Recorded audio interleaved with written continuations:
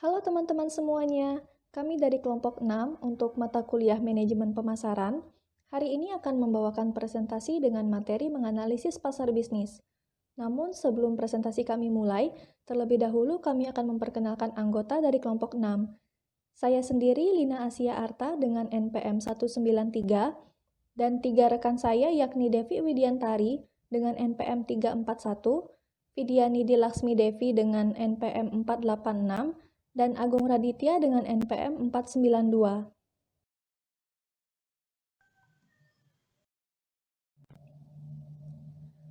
Adapun submateri yang akan kami paparkan yang mana telah kami rangkum dalam rumusan masalah pada presentasi kali ini yakni yang pertama, apa yang dimaksud dengan pembelian organisasi?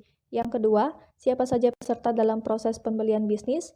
Yang ketiga, bagaimana proses pada pembelian atau pengadaan? Dan yang terakhir, apa saja tahap-tahap dalam proses pembelian? Yang pertama ada pembelian organisasi.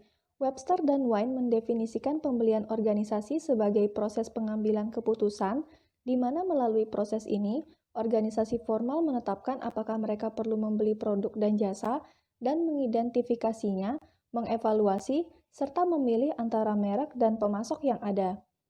Pembelian organisasi terbagi menjadi 3 bagian, yakni proses bisnis versus pasar konsumen, situasi pembelian, dan pembelian dan penjualan sistem. Proses bisnis versus pasar konsumen. Pasar bisnis terdiri dari semua organisasi yang mendapatkan barang dan jasa yang digunakan untuk memproduksi produk dan jasa lain yang kemudian dijual, disewakan, atau dipasok ke organisasi lain. Pasar bisnis menghadapi banyak tantangan yang sama dengan yang dihadapi pemasar konsumen. Karakteristik pasar bisnis yang sangat berlawanan dengan karakteristik pasar konsumen antara lain, yang pertama, pembeli yang lebih sedikit tetapi lebih besar. Pemasar bisnis biasanya berhubungan dengan pembeli yang jauh lebih sedikit tetapi jauh lebih besar dibandingkan pemasar konsumen, terutama dalam industri mesin. Seiring ekonomi yang melambat, mencekik departemen pembelian perusahaan besar, pasar bisnis kecil dan menengah menawarkan peluang baru bagi pemasok. Yang kedua, hubungan pemasok-pelanggan yang erat. Karena basis pelanggan yang lebih kecil serta pengaruh dan kekuatan pelanggan yang lebih besar, pemasok sering diharapkan bisa menyesuaikan penawaran merek dengan kebutuhan pelanggan bisnis secara individu. Yang ketiga ada pembelian profesional. Barang-barang bisnis yang sering dibeli oleh agen pembelian yang sudah terlatih, yang harus mengikuti kebijakan, batasan, dan syarat pembelian organisasi mereka. Pemasar bisnis harus menyediakan data teknis yang lebih banyak tentang produk mereka dan keunggulan dibandingkan produk pesaing. Yang keempat, ada pengaruh pembelian berganda. Keputusan pembelian bisnis dipengaruhi lebih banyak orang. Pemasar bisnis harus mengirimkan perwakilan penjualan dan tim penjualan yang terlatih untuk menghadapi pembeli yang terlatih. Yang kelima, panggilan penjualan. Diperlukan 4-4,5 panggilan untuk menutup rata-rata penjualan industri. Perusahaan dapat melakukan berbagai usaha untuk mendanai sebuah proyek dan siklus penjualan antara menyebutkan tugas dan menghantarkan produk seiring diukur dalam waktu tahun. Dan yang keenam, permintaan turunan. Permintaan untuk barang bisnis pada dasarnya diturunkan dari permintaan barang konsumen. Pemasar bisnis harus mengamati secara teliti pola pembelian konsumen akhir. Pembeli bisnis harus memberikan perhatian besar pada faktor ekonomi saat ini dan masa depan. Situasi pembelian. Pembeli bisnis harus memutuskan banyak hal sebelum melakukan pembelian. Terdapat 3 jenis situasi pembelian, yaitu yang pertama, pembelian kembali langsung. Departemen pembelian memesan persediaan kembali persediaan. Pemasok berusaha mempertahankan kualitas produk barang dan jasa dan sering menawarkan sistem pemesanan kembali otomatis untuk menghemat waktu. Yang kedua, pembelian kembali modifikasi. Pembeli ingin memodifikasi spesifikasi produk, harga, kebutuhan pengiriman, atau syarat lain. Pembelian kembali modifikasi biasanya melibatkan peserta tambahan dari kedua belah pihak. Lalu yang ketiga, tugas baru. Pembelian tugas-tugas baru adalah kesempatan dan tantangan terbesar pemasar. Pembelian tugas baru melalui beberapa tahap, yaitu kesadaran, minat, ekspresi, percobaan, dan penerapan. Pembelian dan penjualan sistem. Banyak sekali pembeli bisnis lebih suka membeli solusi total suatu masalah dari satu penjual. Penjual sistem merupakan strategi pemasaran industri kunci dalam mengajukan penawaran untuk membangun proyek industri berskala besar. Dengan penjualan sistem pelanggan, menghadirkan sederet spesifikasi dan syarat pelanggan lain. Untuk materi selanjutnya akan dipresentasikan oleh rekan saya, Devi Widiantari. Terima kasih, Lina. Selanjutnya, saya akan menjelaskan tentang peserta proses pembelian bisnis. Pusat pembelian terdiri dari semua individu dan kelompok yang berpartisipasi dalam proses pengambilan keputusan pembelian, yang memiliki beberapa tujuan yang sama berikut risiko yang timbul dari keputusan tersebut. Pusat pembelian meliputi semua organisasi yang memainkan salah satu peran berikut dalam proses pengambilan keputusan, di antara pencetus, pengguna, pihak yang mempengaruhi, pengambil keputusan, pemberi persetujuan, pembeli, dan penjaga gerbang. Beberapa orang dapat menjalankan satu peran tertentu seperti pengguna dan satu orang bisa menjalankan banyak peran. Pusat pembelian umumnya mempunyai minimum 5 atau 6 anggota dan seringkali mempunyai lusinan anggota.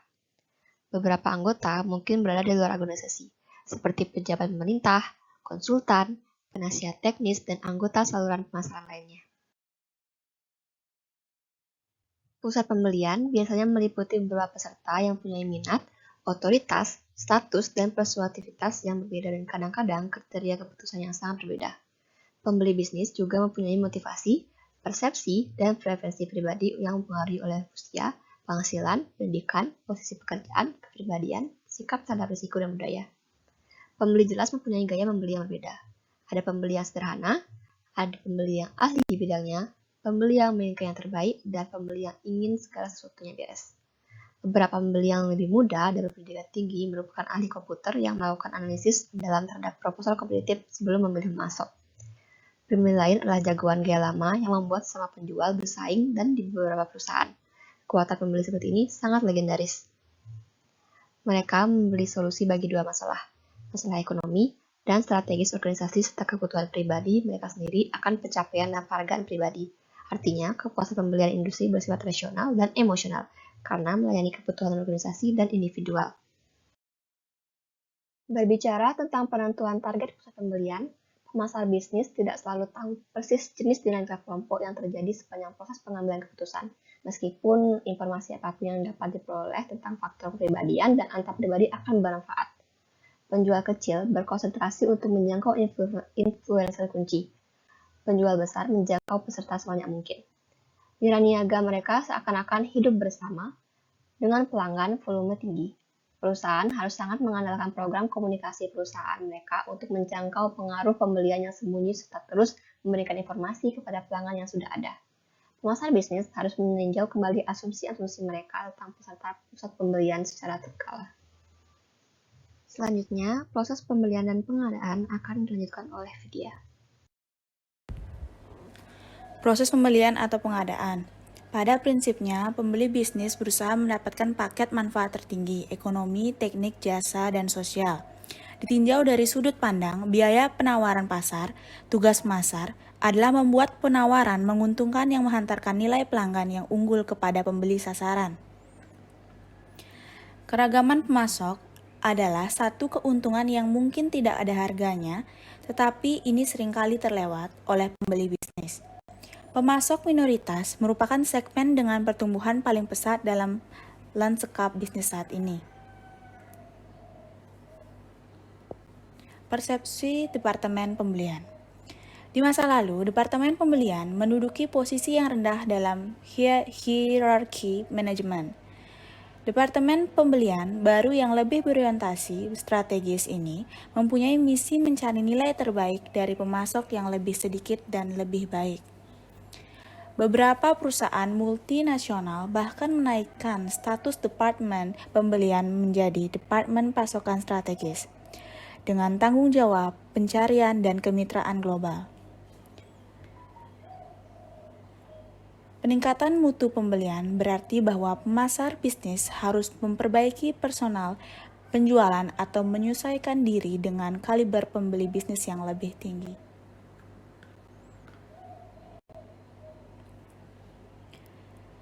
Organisasi dan administrasi pembelian. Beberapa perusahaan mulai melakukan pemusatan pembelian. Bagi pemasar bisnis, perkembangan ini berarti berurusan dengan pembeli yang lebih sedikit, tetapi tingkat lebih tinggi dan menggunakan kelompok penjualan akun nasional untuk berurusan dengan pembelian korporat besar. Baik, selanjutnya saya akan menjelaskan tentang tahap-tahap dalam proses pembelian. Yang pertama ada pengenalan masalah, di mana proses pembelian dimulai ketika seseorang di dalam perusahaan menyadari adanya kebutuhan yang dapat diatasi dengan cara memperoleh barang atau jasa. Proses ini dipicu oleh stimulus internal dan stimulus eksternal. Yang kedua, ada deskripsi kebutuhan umum dan spesifikasi produk. Di sini pembeli menentukan karakteristik umum dari barang yang diperlukan. Untuk barang-barang kompleks, pembeli akan bekerja sama dengan pihak lain untuk mendefinisikan karakteristik seperti kehandalan, durabilitas, atau harga. Pencarian pemasok. Di sini, perusahaan yang membeli lewat internet menggunakan pasar elektronik dalam beberapa macam bentuk. Contohnya ada situs katalog, pasar vertikal, situs lelang pure play, pasar spot atau bursa, bursa pribadi, pasar barter, dan aliansi pembelian. Yang keempat ada pengumpulan proposal. Di sini pembeli mengundang pemasok untuk menyerahkan proposal. Jika barang yang dicari kompleks atau mahal, pembeli akan meminta proposal tertulis dari setiap pemasok tersebut. Setelah itu, pembeli akan mengundang beberapa pemasok untuk melakukan presentasi resmi. Yang kelima, ada pemilihan pemasok atau vendor. Pusat pembelian akan menyebutkan atribut pemasok yang diinginkan dan menunjukkan mana yang menjadi prioritasnya. Untuk menentukan peringkat dan mengidentifikasi pemasok yang paling menarik, pusat pembelian sering menggunakan model revaluasi pemasok. Yang keenam, ada spesifikasi pesanan rutin. Setelah memilih pemasok, pembeli menegosiasikan pesanan akhir, membuat daftar spesifikasi teknis, jumlah yang diperlukan, waktu pengiriman yang diharapkan, kebijakan pengembalian, jaminan, dan seterusnya. Dalam hal pemeliharaan, perbaikan, dan operasi, pembeli melakukan pendekatan blanket contract dan bukan pendekatan pesanan pembelian secara berkala. Blanket contract menetapkan hubungan jangka panjang, di mana pemasok berjanji untuk menyediakan lagi kebutuhan pembeli sesuai yang diperlukan dengan harga yang disepakati sepanjang periode waktu tertentu. Sistem ini mengunci pemasok dan pembeli dengan lebih erat dan mempersulit pemasok luar untuk masuk, kecuali pembeli tidak puas dengan harga, kualitas, dan pelayanan pemasok dalam sebelumnya. Yang ketujuh ada tinjauan kinerja. Di sini pembeli meninjau kinerja pemasok terpilih secara berkala dengan menggunakan salah satu dari 3 metode ini. Pembeli dapat menghubungi pengguna akhir dan meminta penilaian mereka. Pembeli dapat menentukan peringkat pemasok berdasarkan beberapa kriteria dengan menggunakan metode nilai timbang. Atau pembeli dapat menggabungkan biaya kinerja yang buruk untuk menghasilkan biaya pembelian yang disesuaikan termasuk harga. Tinjauan tenaga kerja bisa membuat pembeli melanjutkan, memodifikasi, atau mengakhiri hubungan pemasok. Baik, sekarang saya akan menyampaikan kesimpulan atau garis besar inti dari presentasi kita pada kesempatan kali ini.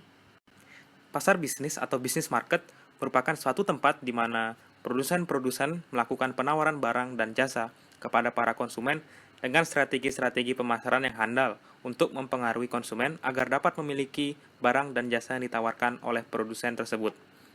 Pasar bisnis terdiri dari semua organisasi yang mendapatkan barang dan jasa yang digunakan untuk memproduksi produk atau jasa lain yang kemudian dijual, disewakan, atau dipasok ke organisasi yang lain.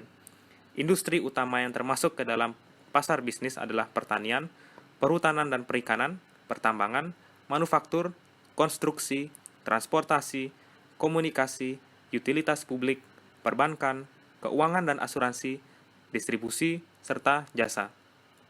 Selanjutnya, pusat pembelian meliputi semua anggota organisasi yang memainkan salah satu dari 7 peran dalam proses keputusan pembelian, antara lain pencetus, pengguna, pihak yang mempengaruhi, pengambil keputusan, pemberi persetujuan, pembeli, dan penjaga gerbang. Tahap-tahap dalam proses pembelian antara lain pengenalan masalah, deskripsi kebutuhan umum dan spesifikasi produk, pencarian pemasok, pengumpulan proposal, pemilihan pemasok atau vendor, dan spesifikasi pesanan rutin dan tinjauan kinerja. Baik, sekarang saya akan menyampaikan saran. Saran di sini kepada pemasar bisnis hendaknya menyadari peran pembeli profesional dan pihak yang mempengaruhi mereka. Itu perlu dilakukannya komunikasi penjualan serta arti penting pembelian langsung, keuntungan bagi kedua belah pihak, dan penyewaan jangka panjang. Di sini pembeli bisnis pun juga diharapkan memutuskan banyak hal sebelum melakukan pembelian. Jumlahnya pun tergantung pada situasi pembelian tentunya, seperti kompleksitas masalah yang dihadapi, seberapa baru persyaratan pembelian, dan jumlah orang yang terlibat serta waktu yang diperlukan. Sekian presentasi dari kelompok 6. Mohon maaf jika ada salah-salah kata dan masih kurangnya presentasi kita pada kesempatan kali ini. Saya sebagai perwakilan mengucapkan terima kasih. Om Santi Santi Santi Om.